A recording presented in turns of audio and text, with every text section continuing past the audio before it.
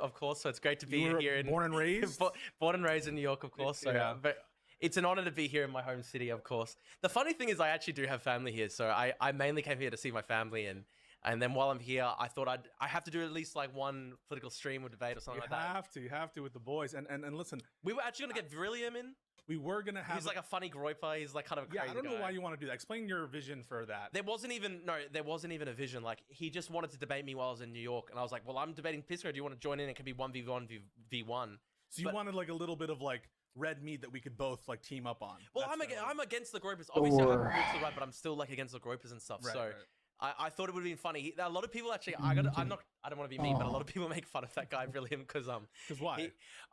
Look, he was like a femboy. I think like he was like kind of like a e-boy. What's Go back. Why are you laughing like No, that? I think he like made like OnlyFans content, but like for guys or something like that. And then he became right wing, and then he's like a groiper now. So a lot of people have made fun of him for that. But you don't. You're It's like a obviously free very thing accepting here and or open. something? I don't care. He can do what he wants to do. I think. Yeah. But it is funny that we're doing it in person. I'm glad that we're doing it in person. I was like shocked because I'm gonna be honest. It was a little bit of an interesting journey. The back and forth, somewhat on like logistics. Oh, it's hard to. Yeah, I mean it's hard with the time like difference sometimes. But there was at one point like, let's do a live event. Let's do this. But like we were trying to get our schedules worked out. I'm glad everything worked out. I did have a stupid idea where I was like, Pisco, you should do a ticketed event, and then I'm like, the reason I wanted in a week. How am I gonna do it in a week? the reason I wanted to do that is like there's actually so many people I wanted to meet, but I just was like, it's so hard because there's just so many things to do in New York, and I had to mainly see family. And so number one was me, and number two was the Groiper Brilliant, gay yeah, OnlyFans model. yeah, exactly. But no, but it's good to be in your home. Someone said they look like brothers, which is funny. We are brothers. My brother lives in New York, and people always think he's Hispanic, which is very funny. So, and you're not white. You agree with that, right? Do you think you're white? Look, it's a funny thing. Like, there's actually a funny debate about this. You know what's funny, Pisco? Like, look, when I was lefty, and when I was lefty, the tankies who hated me because I was like anti-CCP and stuff like that, they would always say Drew's like a white guy who's like a racist, white privilege, blah blah blah. And then since I became a bit more conservative, this is not a white man. I don't know. Look. You're not a white man. Look. Can I say the N word? I can't. No. I'm not gonna do it. I'm just saying, like, if I'm rapping along to my favorite songs and stuff, I do genuinely swap out the words because I don't want to get in trouble. You swap it out because you don't want to get in trouble, or because I do because I don't want to get in trouble. No, but like, don't you feel black? Like you're always posting Malcolm X. Yeah, that's true. I do. No, but well, you know what's funny? Like, legit, growing up, I'm not even taking the piss here. Growing up, for some reason, I did identify It's a lot with absolutely taking the I'm not, piss. people think I loved rap music so much growing up. Like, And that's of course why you're wearing a NASCAR jacket. There's no political meaning here. I just found it on the street in like the East Village, and I thought it was cool, so I got it. Speaking of the street, did you enjoy the deep cleaned subways, courtesy of our new Zaram Mamdani? Yes, I'll talk about it. Yeah. This is probably one of the biggest culture shocks to me as an Australian. So, like, look, one, New York's the only walkable city in America. Obviously, like the only walkable city. Probably, right? Like, you don't really have like urbanism in other American cities, right? I think that there's a lot of places that are certainly not walkable. You're right about that, but it's very car-centric. But Australia's the same, and so it's amazing to come to New York because it's kind of like a European city in the sense that you can walk everywhere and everything. But probably the biggest culture shock to me is the extremes of wealth and poverty, because like, look, you do go onto Subway, and probably a couple times, like, there's been situations where it's probably been a little bit unsafe. I'm not trying to go all law and order here, but there was a crazy time, and I'm going to write a Substack about this, but I was at the 42nd Street station at Times Square at about midnight, going home to the hotel, and this guy was on the platform, and he was like he was obviously like very mentally disturbed. He was sort of like lunging around. He was acting very erratically. He was ripping down posters off the wall and sort of like lunging across and he was only a couple yards away from me. And he sort of turned around, and I saw this massive kitchen knife down the back of his pants, and I walked off the platform because you should write for the New York Post. I mean, that's pretty much every week's story. Actually, I tried to contact the journalist, and everyone's like, "No, that happens all the time here, Drew." But it is kind of strange. Look, I think that is probably one of the most culture shock things in Australia. Like, I don't know, sorry, in America, the culture shock, poor and homeless people. The extreme levels of homelessness, and the fact that sometimes the Subway seems to basically be like a sort of de facto homeless shelter. Got it. Yeah, and I think the fact that like sometimes then you get like guys who are like aggressive or like physically intimidating and stuff, like that is like very difficult. So But Zoran says he has a plan. He's going to try to make housing more affordable for New Yorkers, and going to try to address the. God bless. And we love Zoran Kwame Mandani. Look. You went pretty hard against him. Look, I still see you putting some stuff out there. The thing is, though, Pisco, like, I think when it comes to the homelessness situation in New York City, like, obviously, like, a big part of it is poverty, and it is hard to get a place and everything. But at the same time, though, like, some of the people that are homeless on the subway, they clearly need, like, very strong mental help. Like, they need to be in a mental institution. And, like, I don't know, maybe, I don't know necessarily what the solution is, but like, if they need healthcare, they need, like, to be in a hospital. And look, even though I'm, like, more conservative and everything, I still believe in public healthcare. We've got that in Australia. I support that. So, yeah. So you're not necessarily on the basis, because there are some people who say, for example, Zoran Mamdani, his socialist policy. No, that's not why I don't like. That's not like. I'll be honest. Like, it's because he's a Muslim. No. I'll go into it, but listen, like, I actually like his economic stuff. I don't care that much about, like, opening 3 grocery stores. Fair enough. Free bus care. Like the reason I'm opposing Zoran Kwame Mandani, it's not because I don't want New Yorkers to have, like, free buses. Like, I don't care about that. Yeah, so why are you opposing him? Well, look, I do think he does have a history of extreme radicalism, like, where, you know, for 10 years he was, like, a very, very left-wing activist, a very, very left-wing activist. True. But you don't hold that against some right-wingers. Maybe he's moderated recently, but, like, if you look at his sort of history, he's not somebody. Look, if you ask Zoran Kwame Mandani, like, why do you keep saying just because it's like a Fox News meme thing. Yeah. They always get Kwame. No, but if you ask Zoran, like, 2 years ago, like, are you proud to be an American or whatever? Like, he probably would have said no. Like, I think he's got, like, I think he's very negative about the overall sort of American project. I think he buys into, like, the whole, this is stolen land, it's genocidal, all this stuff. Like, it's that sort of, like, it's the frame. I use the term, it's half joking when I use the term, but I use the term sort of race communism. And it's kind of like this part where it's like they really don't like the Western world. They really don't like white people, it seems. Like, you know, when he was talking... You don't think Zoran likes white people? Look, he got a lot of support from white people. That's obviously true. Yeah. But, I mean, he was out there on the campaign saying, we want to tax white neighborhoods. And he could have just said, I'm going to tax rich neighborhoods. He explicitly said white neighborhoods, Well, he didn't say it. It was part of the policy. It was in the policy. Well, yeah, no doubt. He put that in the policy. And that was a mistake. But, like, let's be real. And you also have to admit as well, like, there were, like, 2 people he's appointed who have history where they were saying crazy shit, where they were like, we have to destroy white middle class wealth. The thing is, what I take issue with, and we are going to step back in a second, introduce Drew a little bit, and we're going to talk about his journey, and then we'll get into the issues that we disagree with. What I take issue with, though, is that this is a level of purity testing that I don't see you apply to people with sordid pasts or controversial statements from the other side. You know, you can find all manner of degenerate scumfuck in the current administration, but you don't spend all your time talking about how the administration is catering to these people. For example, famously, right, JD Vance is saying, let the kids in the door who say all these, like, explicitly racist and anti-Semitic things in group chats. I disavow all that. I disavow that. And listen, like, obviously I do have a history criticizing Trump a lot. Like, I was a big, I was a huge Trump opponent until, like, 6 months ago. Like, it's a complex journey that I'll discuss. Yes. Like, and I don't agree with everything. For example, I strongly disagree with the Greenland policy. I think Greenland policy is horrible. And I don't agree with everything about ICE, for example, the tactics they use. I think in general they do need to have border security. They do need to deport people who are illegally in the country, but the way they've done it is bad, probably. Like, so I'm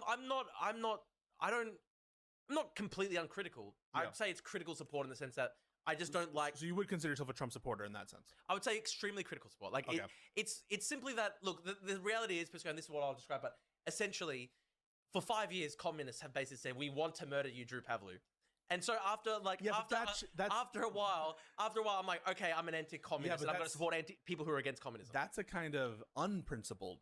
Not really, stance, right? Not really, because if there's a political side that basically wants to kill me and destroy my life and destroy my family. No, it's understandable, but when I say it's understandable, I just mean, like, that's a very human thing to happen. But, like, just because communists or a particular side that, you know, I just hate the far left a lot. I hate the far left, and I've got reason to do it because I've literally been swatted.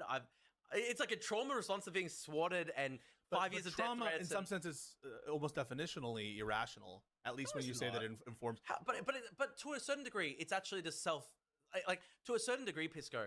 Okay, like you don't like the Trump administration. Oh no, yeah, no. And yeah, of course. And the reason you hate the Trump administration is because you believe that like Trump wants to hurt people that you love.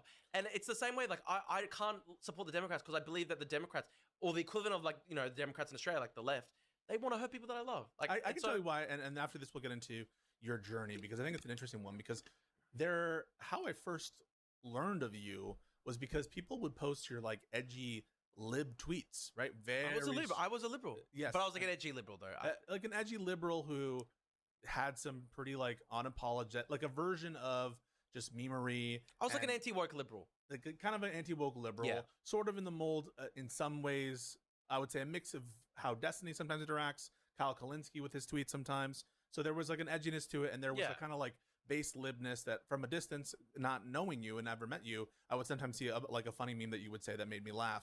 And so on the why do I dislike the Trump administration? I think the principal reason is because they stand in opposition to everything I thought that you and I shared, at least when I first interacted with you. But as I'm learning more and more, I think that that's not the case, or at least it's not the case anymore. And I'm wondering if you could tell us about currently, how do you see yourself politically? Do you use any label? And talk to me about your political journey. Go ahead. Look, I would describe myself as a conservative.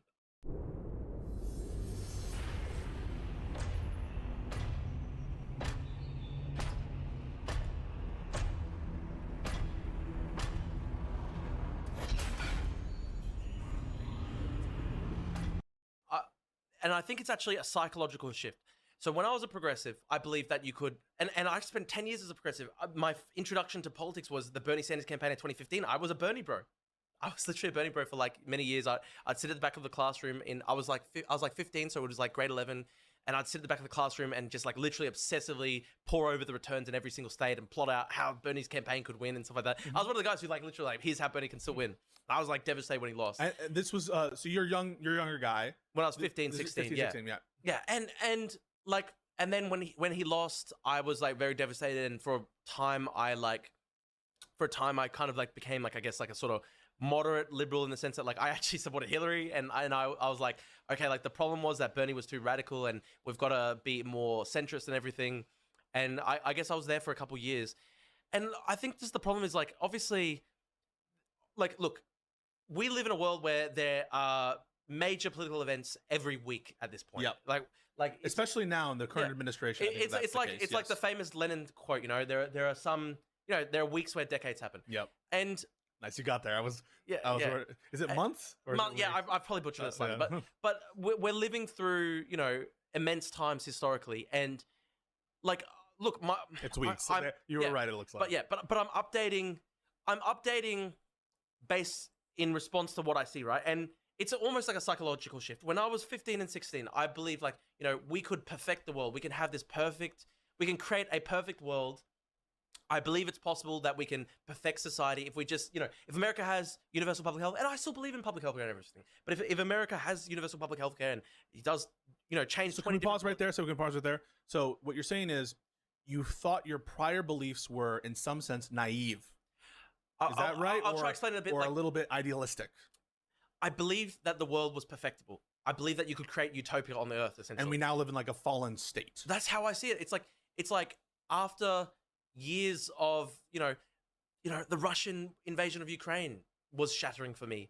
The way that the Hassan Pikers of the world sort of just joked around about it and took the piss out of it and everything. Going forward, like I had years of people on the left, shouting me in death threats, and I was swatted multiple times, and I was arrested on false grounds, and all these sorts of things. And just my view of human nature darkened when you are constantly in sort of fight and flight mode, and people are constantly like literally saying like literally every day, Pisco, I log onto Twitter and there are people like literally like, we're gonna fucking murder Drew Pavlou. If you, they say that about Will Stansel too. Sure, they say that about Will Stansel. Yeah. But all I'm saying though, right, is it's like my view of human nature darkened. And instead of thinking like we can perfect the world, I'm like, so no, Putin won. Putin won. I just want to say real quick, it sounds Putin was successful in getting you to lose belief for democracy and your ideals. No, I still believe in democracy. All I'm saying though is, I believe that you basically have to have a Lee Kuan Yew style approach to democracy, where you have to have very tough law and order crime policies. I don't believe that you can have basically open border, and I think it's actually so much harder to assimilate people than I previously imagined. You know, that part of it as well was October 7 was a huge thing for me, where I had all these friends who I regarded as friends, and suddenly they're celebrating like the massacre of like 1,200 Jews. And I saw all the images that day, piles and piles of dead bodies, civilians. It was horrific to me. And I saw all these people who I regarded as my friends going, this is what decolonization looks like. This is what decolonization looks like. And then in the next breath, they're like, we want to decolonize America. We want to decolonize Australia. We want to decolonize. And it's like, okay, like past a certain point, my view of human nature has darkened. And I believe that there is a radical fringe on the left that unfortunately is no longer as fringe as it once was. Like, unfortunately, I believe that tanky bullshit has infected a lot of the center left. And in America, is that your observation? Because look, even in America, because like, look at the Maduro. We'll talk about the Venezuela thing. There are a lot of mainstream Democrats who are like, no, how dare you touch Maduro? And Maduro was one of the most disgusting dictatorships in the entire world. Hang on a second. I just want to take issue with that. You're not really seeing that from mainstream Democrats. I mean, Chuck Schumer. There were a lot of Democrats who, like, a lot of senators, a lot of Democrats, top Democrats who said this is fundamentally an illegal act. It's fundamentally wrong. Well, but that could be correct, Drew. That could I know you're going to say that it's illegal. Well, I do think it's illegal, but here's the thing. But hang on. But that is different. I just want to throw out the difference there, because I would agree if there was widespread sentiment among Democrats in support of Maduro, I would find that concerning. But someone said get ICE to deport Drew because he's working in the USA in violation of his truth. He's like, I'm not getting paid for this. I'm not getting paid to go on Pisco's stream. I'm just sitting here. Yes, this is a social invitation. But don't worry about that. I know. So if I look to my left and I look to my right and I saw a bunch of people who are standing Maduro, I would be concerned. If I look to my left and look to my right and saw a bunch of people standing Vladimir Putin or something, or Xi Jinping, I would be concerned. But there are a lot. We'll get there. We'll get there to the H man. We'll get to the H man. Don't worry. But not just the Sampaio, but yeah. Okay. But I look to my left and I look to my right, and I don't see Democrats standing Maduro. I look to my left and I look to my right, and I see them saying things that I think are true, namely that it's concerning Trump's use of power and that Maduro is a bad guy. The leadership of the Democrats in both congressional houses and practically to a person throughout the country condemned Maduro as a tyrant and as a thief of the election in Venezuela. And so I don't know what you're talking about when you say you see tankyism infect the Democratic Party or the center left in America. What are you talking about? I mean, there are major elected Democratic officials like Zoran Bamdani, who's increasingly the sort of like leader of the left of the Democratic Party, who you view him as the leader of the Democrats, or no, of the left wing of the Democratic Party, probably like a co-leadership type role with AOC, and they were very strongly against the operation to remove Maduro. And let me say this, right? Okay, I understand. Yes, there's no congressional authorization. There's 2 points in relation to that. One, the US has not declared war since like literally 1945. The second thing as well is the Biden administration put a bounty on. We'll get there. I want to get there, but I just want to talk about the claim regarding the tankyism. I want to get there. And I know you have a lot of good ideas to talk about with respect to the legality and the wiseness of the intervention. I want to get there, but the first part, I want to chart your political journey. And I think part of what you're explaining to me is not something unfamiliar to a lot of different people, which is your feelings of humanity and the people around you and your groups shift. And part of that is you're describing of this like growing radicalism among certain people who you once considered friends and people who you considered like, I don't know, colleagues. But I'm just wondering where that is among the center left in America, for example. I don't see it. So maybe you see something. Maybe it's there. Look, I'm not seeing it. Look, all I know is like literally 2 days ago, I was walking down the street in like the Upper East Side, which is like a wealthy area and everything. Nice. And there were massive posters that said, return Maduro to America, return Maduro to Venezuela, free him, etc., etc. And I've seen, I'm not even kidding here, like I've seen pro-Maduro stuff all across New York City. Like it's there. It exists. We just literally prior to this this debate, I went out to the Brooklyn MDC, you know, the actual place, and walking down the street, there were Maduro stickers and everything. And it's not even just Maduro. Like Luigi Mangione was a big one for me as well. Like I just instinctually look at a guy shooting a guy in the back, and I agree that the healthcare system in America is fucked, but I just view the act of shooting somebody in the back as they're walking down the street as horrific. But the thing is, for Luigi Mangione, I think it's horrific. I did see a lot of it, and I'm going to be honest. I'm not a liar. I'm not going to tell you that I haven't even seen it among some people in my social circle. All right, so there are some people who are like, "Fuck," you know. I don't really care about Luigi, and I think that's horrific. Drew, is it right to rape a rapist? Stop! Okay, don't get distracted. Don't get distracted. But that's on the right too. The right response to Luigi Mangione. I'm not talking about any of these other shootings because those exist as well in terms of fuck around, find out, and we can also talk about the ICE shooting at some point. But for Luigi Mangione specifically, when you asked right-wing people, there was a great deal of sympathy. So I'm not think that's seeing wrong the too. symmetry breaker. Look, I'm not seeing the symmetry breaker.